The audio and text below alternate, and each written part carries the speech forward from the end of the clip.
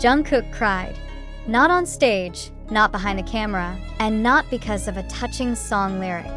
Those tears fell silently in a military hospital room where his best friend and fellow group member, Jimin, lay unconscious. In that quiet atmosphere, with only the sound of the heart monitor, a rare expression of regret emerged from the man known to be strong and unshakable. The question now is no longer what happened, but why it happened and what role Jungkook played in the crisis. The shocking incident occurred at the 5th Division base of the South Korean military, where BTS members are currently serving their mandatory enlistment. That morning, Jimin was undergoing routine training as usual, but something was off. According to internal information from military medical sources, Jimin appeared unstable from the beginning of the session.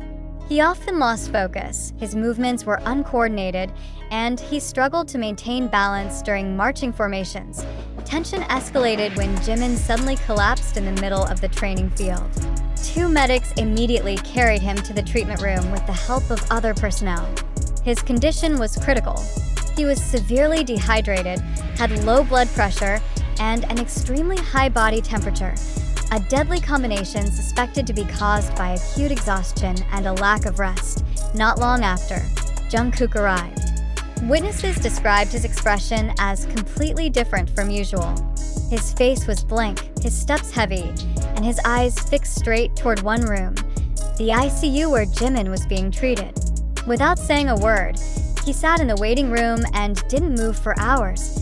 A medical officer, who wished to remain anonymous, shared the heartbreaking story from the night before the incident.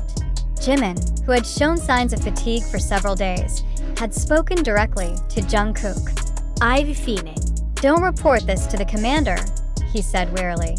That simple sentence now weighs on Jungkook's heart. In an emotional statement shared by medical staff, Jungkook finally said, "I should have been more sensitive. I knew he was tired, but I believed he was strong. That was my biggest mistake." Jungkook's reaction after the incident was deeply concerning. He refused to return to the barracks, stayed at the hospital, and barely ate for 2 days. Even when asked to undergo routine health checks, he only nodded without speaking, his mind focused solely on Jimin's recovery. Doctors confirmed that Jimin's condition resulted from a combination of dehydration, excessive physical stress, and a strong desire not to show weakness. Unfortunately, his body couldn't match his determination, said one doctor treating him directly. Jimin was suspected of suppressing his pain to maintain a strong image in front of his teammates, especially Jungkook. As a form of moral and emotional responsibility, Jungkook personally requested permission from the commander to remain at the hospital and accompany Jimin through recovery.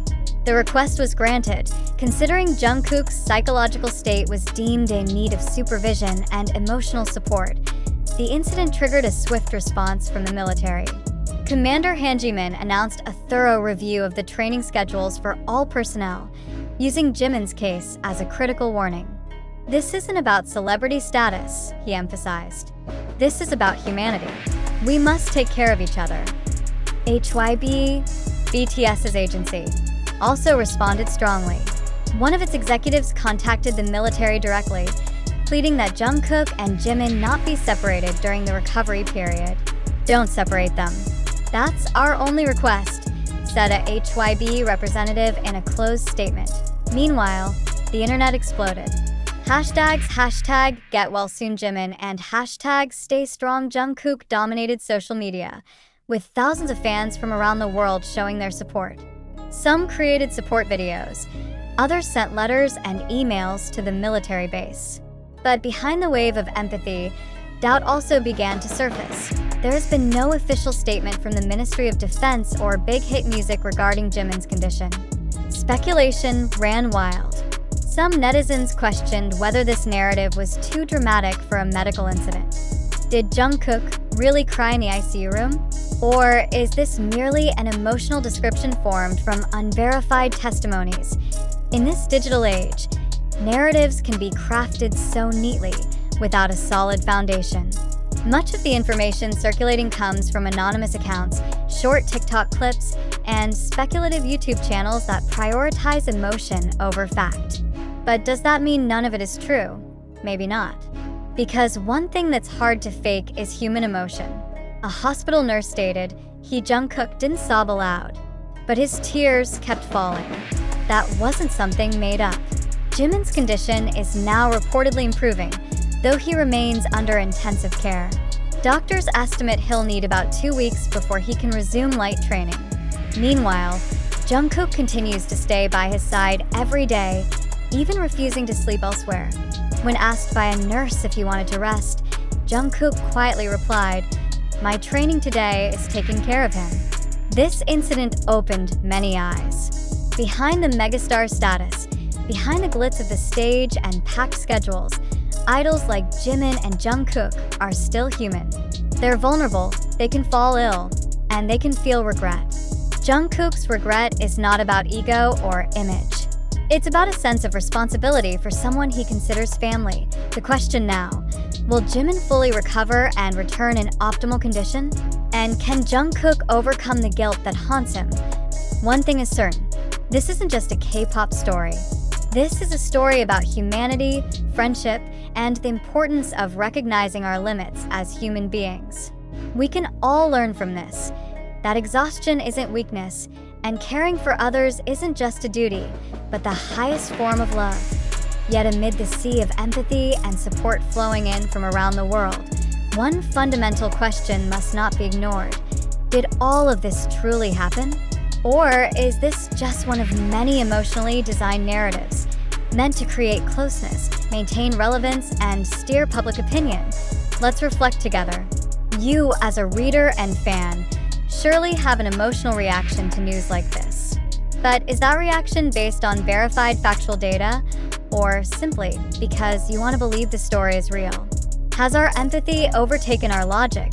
It must be stated honestly that much of the information in this article is sourced from social media and content-based platforms like TikTok, YouTube, and Twitter. The circulating narratives cannot be fully verified through official channels such as the South Korean Ministry of Defense or HYB labels.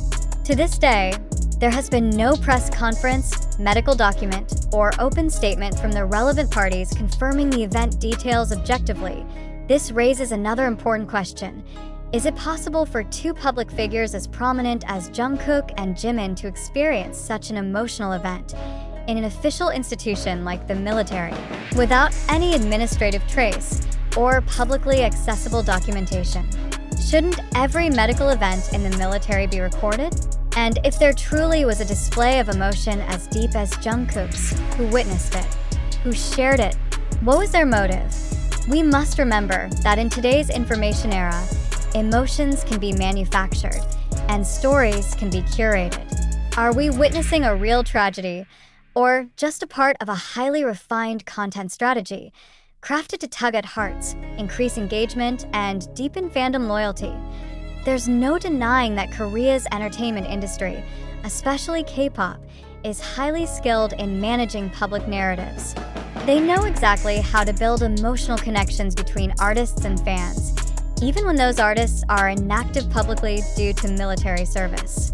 So the question is, did this story emerge naturally, or was it deliberately constructed to maintain public interest during their hiatus?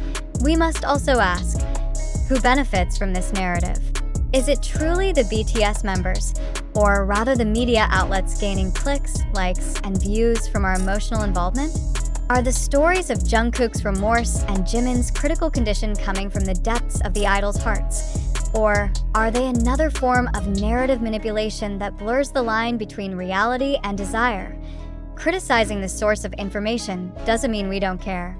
In fact, the highest form of care is when we're able to filter information wisely.